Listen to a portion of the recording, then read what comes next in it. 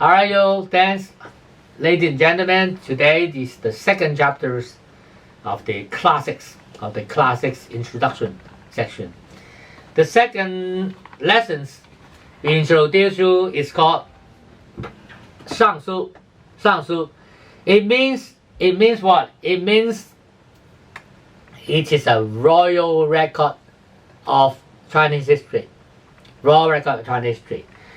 In ancient China, around 3,000 years ago, before Qin Dynasty, Han Dynasty, which had a very well written record and a very well written Chinese. So at that time, history was more organized. Before Qin Dynasty, there were some ancient matters, and some of them can be proved by our historical finding. Some of them can only be records in some kind of stories, sometimes myths, etc. So there are three dynasties before Qin Dynasty. There are the Shang Dynasty, the Shang Dynasty, and the Zhou Dynasty. These three. Today we are not talking about history.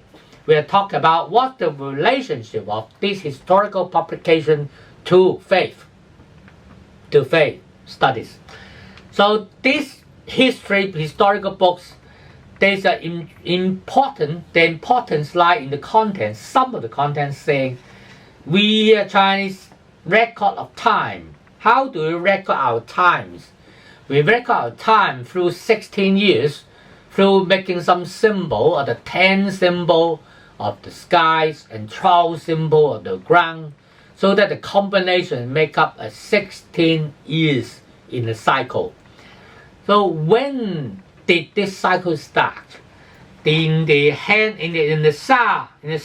Shu, in the Shang section of this book, they tell you the royal official, they make an observation of the skies, and they see there are 7 stars, which means now we are 7 stars in the sky. And the 7 stars, they make a straight line across them. So at that moment, they count it as the first year of the 16 years. So they find it, they organize it, the time frame from 16 years as a large section. And then another 16 years is another section, another 16 years is another section. So 180 years make up, they call the three main zone, 三元, 3 main zone. And then these 3 main zones, each zone divide into 3 sections. Each section has 20 years. So it make a total of 180 years. So it is the starting, the record, how the Chinese start counting time through these 180 years. Secondly, about the 5 elements which introduced you before. What's the 5 elements?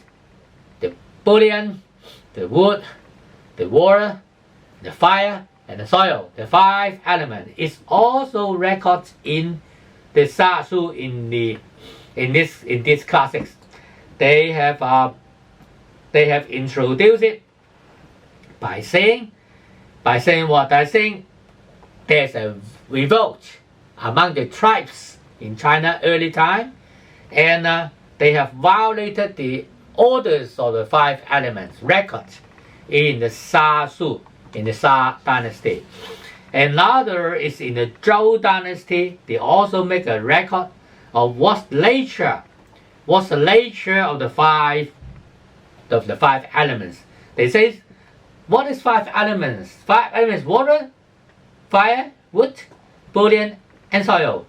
And water, it falls down, tend to fall down, and the fire tend to burn up, and the wood is strict, and the bullion is hard, and the soil is can be sticky. So they have make a quite more detailed description of 5 elements in Zhou Dynasty. So this kind of historical books, they introduce you important concept both in time and in materials nature.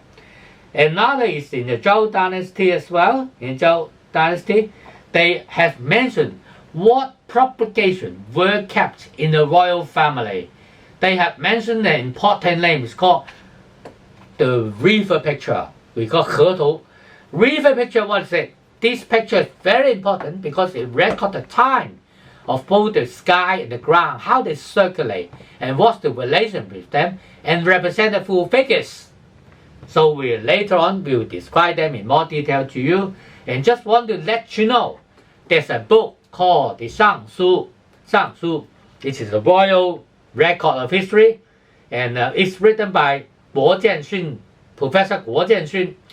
This book is details about the history of the royal family and the royal family record of the time.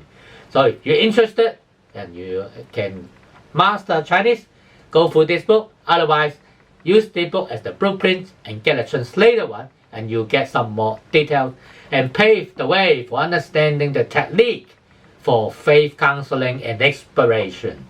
So we'll stop right here, and we'll see you next time. And to see the third sister is called Yi Jing. Thank you very much.